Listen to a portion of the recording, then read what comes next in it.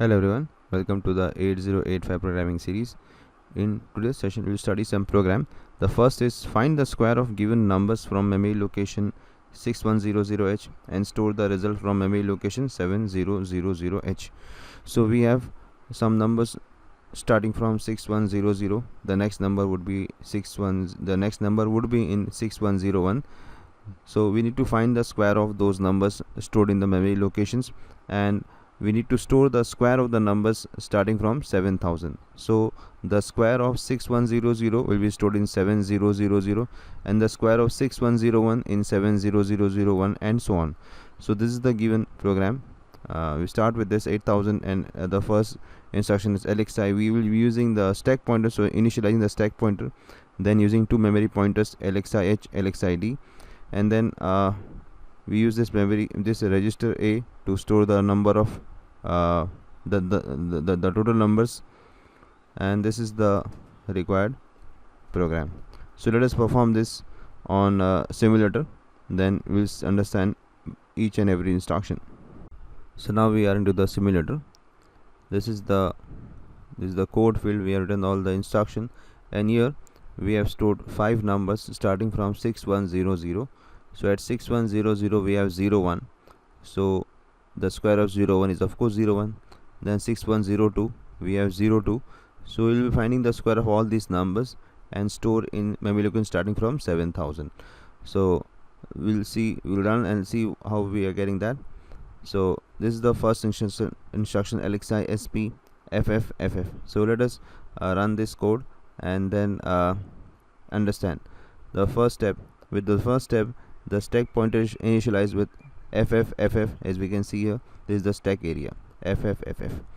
Now in the next step, we are initializing the memory location with LXIH 6100. So with LXIH 6100, 61 is stored in H and 00 in L, and they also act as a memory pointer. Here we can see at 6100 we have the first number.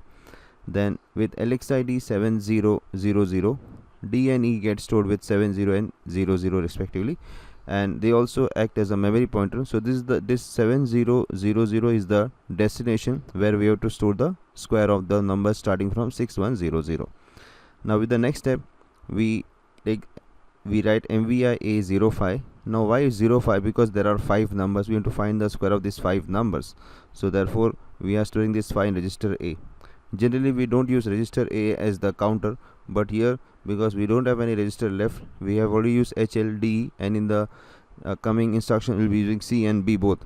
So therefore we need this register A to store the count. Okay. With the next step, we write PSW, push PSW. So this push PSW, it stores the contents of register A and the flag onto the stack. So here we can see they are stored onto the stack. Now why are we doing this? Because register A is having the count, and we need to decrement the count after some instructions, and in that between that instruction we need to use A because we need to multiply the two numbers. We have to find the square of the numbers, so we need to multiply the numbers.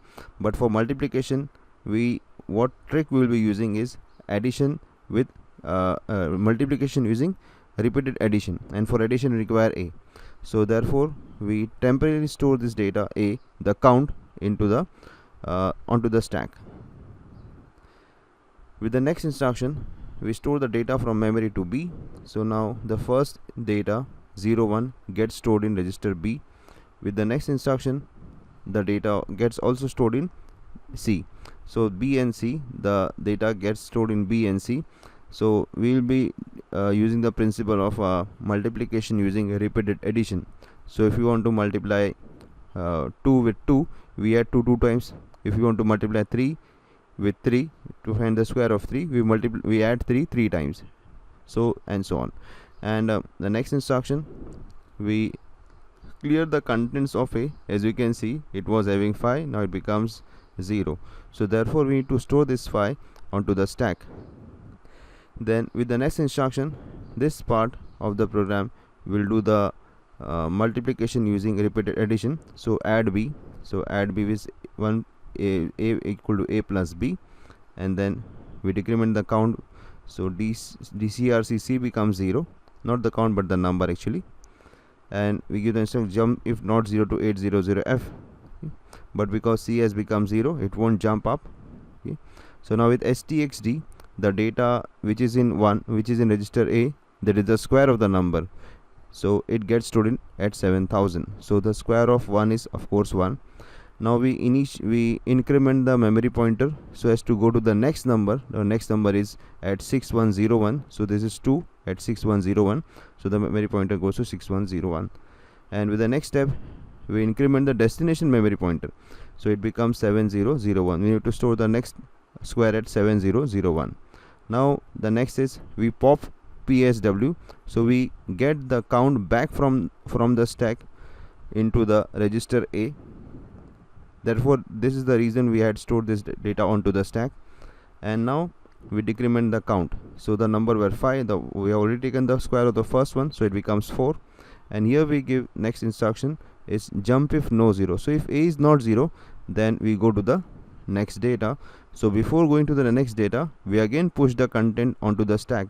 So here becomes this 04 gets stored in onto the stack. Then we take the next number. The next number is of course 2. So this move B comma M, so data from M gets stored into register B and also into the C. And then we do this XOR A, clear the contents of A, then add B, DCRC. This part will of course do the multiplication using repeated addition. Okay, and of course we are getting this 4.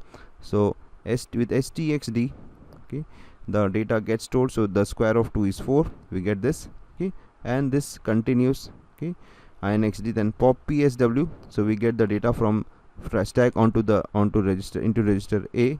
Okay, and then decrement this, so it becomes 3.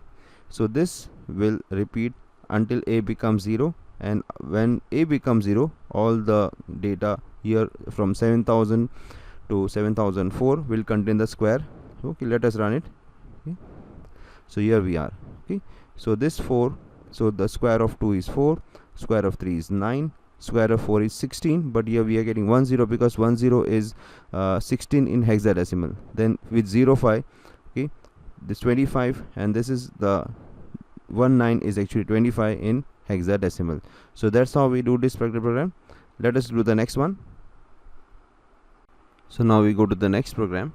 So here we have searched the given byte in a list of 50 numbers stored in consecutive memory locations and store the address of the memory location in the memory locations 2200 and 2201. As the data byte is in register C and starting address of the list is 2000H. If byte is not found, store 00 at 2200 and 2201H. So what the problem is, we are given a list of numbers, 50 numbers are there, and they are starting from 2000, and we need to compare them. So there is a data byte in register C. Suppose that data byte, let us say that is 77. Suppose we have the data in C as 77. So we need to find the entire list. Okay, and if we find that 77 in any of the memory location, we need to store the address of that memory location at these two locations, 2200 and 2201.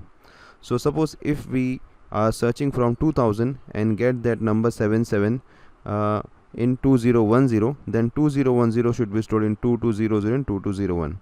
So this memory locations, they can only hold 8-bit address, and the address is 16-bit. So this address will be divided into these two memory addresses.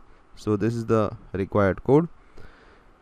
So I will explain this code while running the code into the in the simulator. So let us perform this code on the simulator.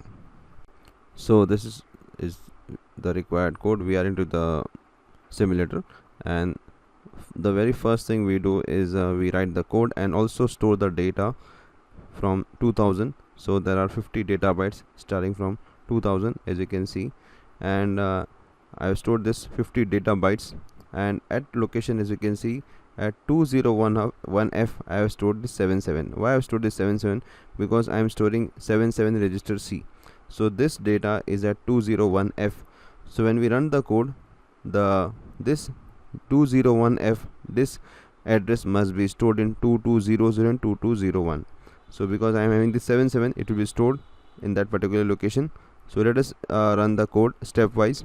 So with the first step, we initialize the memory location at using LXIH 2000. so our memory pointer is at 2000. Next, MVIC77. So we are storing some data in register C.